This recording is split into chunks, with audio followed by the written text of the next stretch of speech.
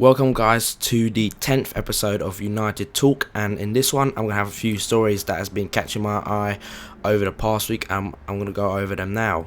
The first story I'm going to talk about is to do with our latest recruit. It's Angelo Henriquez. It shouldn't come as a surprise to anyone on this particular channel because I broke the news and spoke about it quite a while back now, when the transfer window is first open. Henriquez, we signed him for around £3 to £4 million. It's still undisclosed, but I think that's the fee that they have been touting. He's a very good young prospect, Chilean, came from the club Universidad de Chile. A lot of people has been saying, he has the combination of Van Persie, kind of like the style and technique, but also the enthusiasm and the power play of a teenage Wayne Rooney. So in that aspect, it's a very high billing for such a young man and a relatively unknown player as well. But that is all positive to hear people talking about him in such high regard, and I'm sure he will have a very good career if he does progress as expected.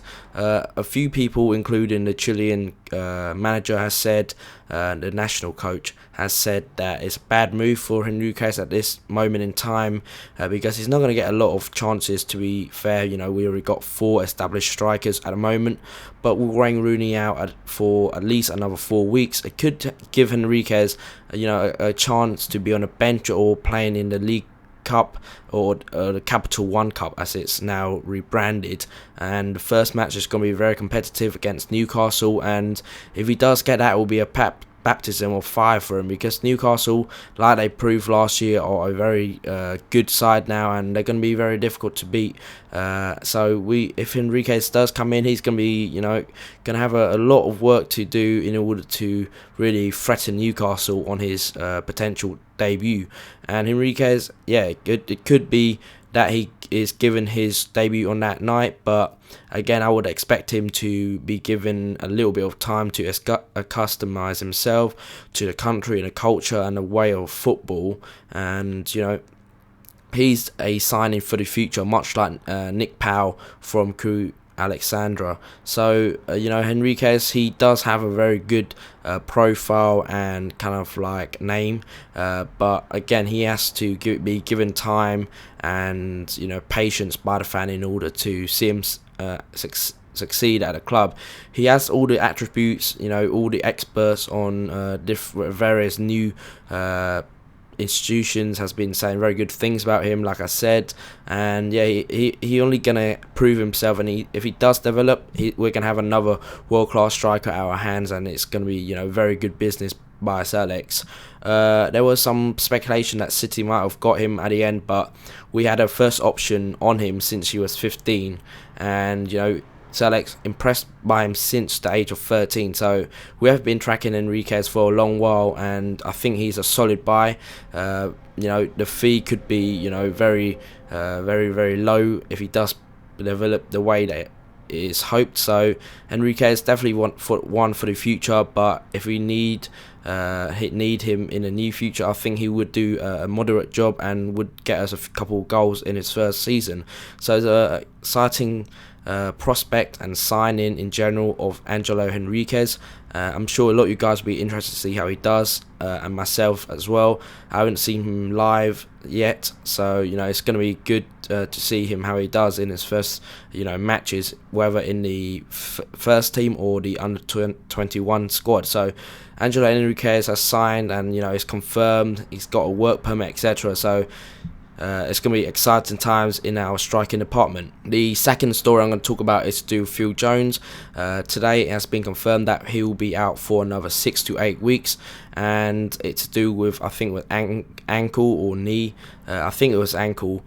He has undergone surgery and has been now confirmed for out 6 to 8 weeks, and it's another major setback for our defensive kind of like squad, because Phil Jones emerged as one of the leading players last year in that department, signing him from Blackburn for £16.5 million.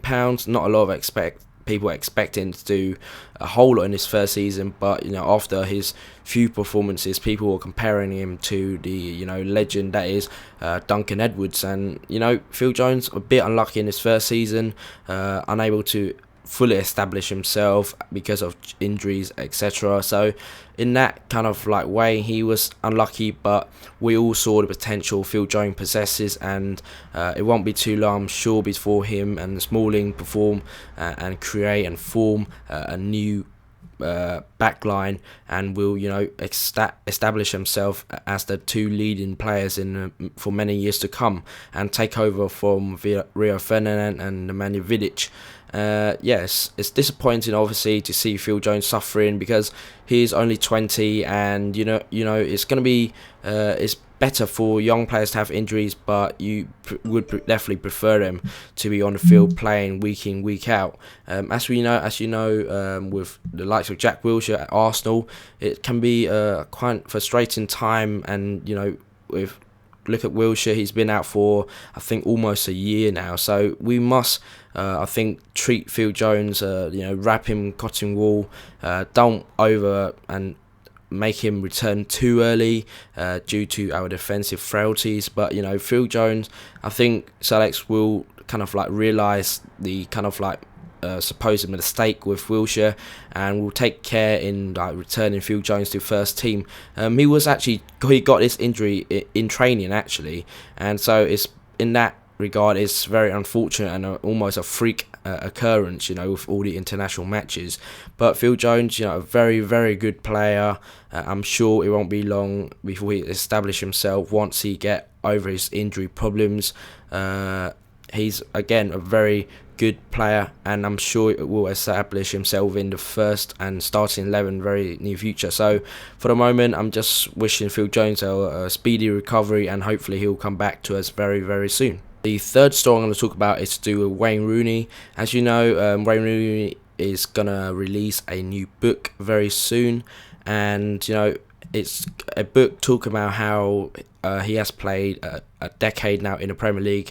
It's hard to believe because Rooney's still only 26 years old. A lot of people says he's past his prime, but I highly disagree with that, because 26 years old, a lot of strikers don't come into their peak until their late 20s. Just look at our new signing, Robin van Persie, who wasn't prolific a few years ago, but as soon as he hit his late 20s, he started becoming one of the most feared strikers in the world. And I'm sure Wayne Rooney, already one of the best strikers in the world, will only get better in 1 or 2 years time when he is at his absolute peak. And Rooney, as you guys may know, he's out right now for 4 weeks with a really freak accident on a pitch against Fulham, where Rodriguez stud tore through the skin with the studs, nearly cutting up an artery and etc. So it's Rooney injured at the moment, but he's releasing his book revealing the bad times, up and down times at United. And one of the things I got out from the interview that he conducted with Sky Sports and various news institutions was that one of his biggest mistakes he ever committed was the whole saga where he handed in a transfer request, and he quickly, the next day he made a U-turn and signed a new 5-year contract with us. And Rooney, to this day, has regretted that decision, and he's been talking about that. And I was quite surprised to see how kind of regretful he was about it all, because he said, he had a talk to David Gill, our chief executive, and Sir Alex, convincing him, saying that the grass is not always greener on the other side. And then, Rooney, he said he had his head was almost turned, if you like, and so he wasn't fully kind of aware of his actions at the time, and wasn't thinking straight, and didn't consider the consequences that his action may have on his future career. And so it was really interesting to see how he spoke about it. And he said immediately that he the next day, a couple hours after, he regretted it. And yeah, the rest is history, as they say. Signed a new 5-year contract, and we moved on. Rooney also has said this week that he wants to stay at United for life for the next 10 years, and 10 years are a very, very long time, and Sir Alex even said that, he said that Sir Alex is the man who will call that decision, but it's Rooney's desire to stay at the club for the foreseeable future. But Sir Alex is the man who called the shots, because Rooney even hinted that even if he doesn't get the role as a striker, he would like one day to drop back into midfield, which he played there a few times last season and did quite well. And Rooney, with his vision and his passing, I can definitely see him filling into that almost Paul Scholes mode, passing the raking 50 yards pass at Old Trafford. So Rooney, very interesting interview with him regarding his experiences in the Premier League and how he hopes his future will go.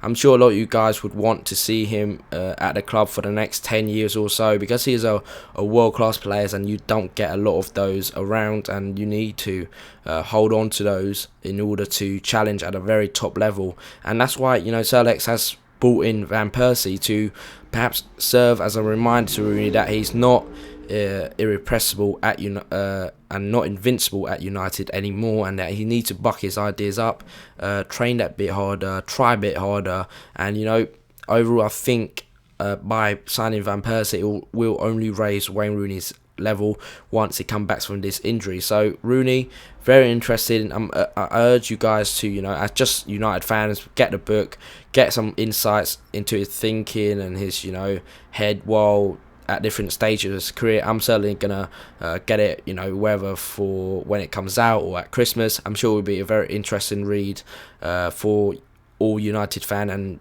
perhaps football fans in general, to see how one of the biggest stars in world football thinks and in certain situations. So it'll be a very good book, I'm sure. And yeah, Rooney coming out saying that he regretted that decision when he had the contract standoff. So good to see Wayne Rooney turning his head back to United and focusing with the club, and hopefully he can lead us to more glory in the near future. And the last story, I'm just going to talk about the general international news roundup, really, of the Reds, who has taken part in the international matches this week. Van Persie scored another goal for Holland against Turkey, and a headed goal very similar to that against Southampton. So it shows that Van Persie is more confident about his headering abilities, I guess. But again, it's always nice to see one of your strikers scoring a goal and continuing his form that he has shown at United for his international and country. So it's good to see that Van Persie is still getting a goal at international level. The next Red I'm going to talk about is Nani. He had a very good half against Luxembourg for Portugal. I think he was brought off, but from all reports he had an outstanding first half. And although there has been some transfer rumours about Nani leaving for Zenit St. Petersburg after they signed Hulk and Axel Witsel, is Nani one of the world-class best and wingers in the world. So I doubt that Sir Alex would want to get rid of Nani for the new future, because he is a world-class player and you need those to get your objectives for the season. And Nani, again, one of the best in the business, so I don't think there's any grounding for any of those rumours. But again, showing very good form, and hopefully he'll carry that confidence and form into the United starting 11. Next is to do with Tom Cleverley, who had a very good game for England against Moldova.